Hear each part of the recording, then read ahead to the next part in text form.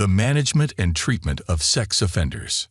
Sex crimes in the UK include rape, assault by penetration, and giving someone a drug with the intent to make them do something sexual without their consent.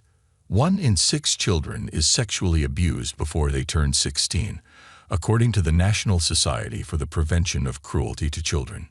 During 2004 and 2005, the police in England and Wales recorded 60,000 sexual crimes. Criminal psychologists wonder if the constant talk about sexual crimes in the media has made us more afraid of them. Studies of adult sexual offenders have shown that most of them started sexually offending before 18.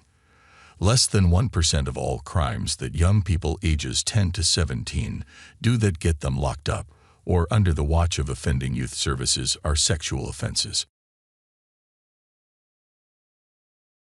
Megan's Law and the Campaign for Sarah's Law. Megan Kanka was a 7-year-old girl raped and killed by a man convicted of sex crimes. New Jersey passed the first version of Megan's Law 3 months after her death. It says that sex offenders must be actively notified of their presence when they return to the community. The public can find out the names and addresses of criminals by looking at lists at criminal justice agencies, in registry books, or on the internet. 28 states have a register for juvenile sex offenders, and 21 share information about these offenders with the public.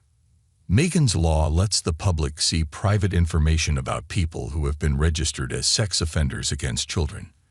In the UK, the Sexual Offences Act 2003 includes substantial increases in sentence length for many sexual offenses. How is a sexual offender defined? A sexual offender could be someone who has committed a sexual offense or done a sexual act without the other person's consent. Researchers have said 2 types of sexual offenses: a non-consensual act of sexual aggression and breaking the sexual taboo. For example, oral and anal sex are sexual offenses in some U.S. states, even if they happen in a consensual relationship.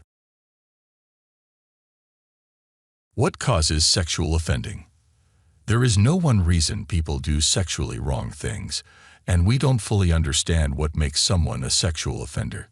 Sexual offenses have been explained in several different ways, and many different types of sexual offenses can lead to the same thing happening at the same time.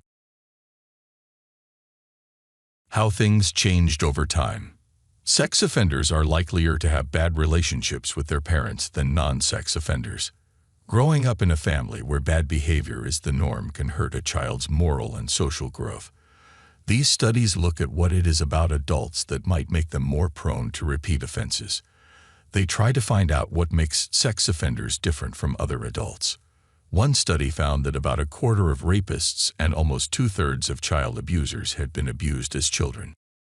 Researchers have found that a person may be more likely to commit a sexual crime if they have had a strong sexual experience and other development problems. Some sexual offenders get excited by sexually deviant behavior. Still, just as many get excited by non-sexually deviant things. Sexual offenders seem to have trouble making and keeping close adult relationships. They find it hard to show affection, help others, or settle arguments, and they often take rejection too hard. This kind of impulsivity also tends to show up in other parts of their lives. Research shows that anger, anxiety, depression, or boredom are often the first signs someone will break the law.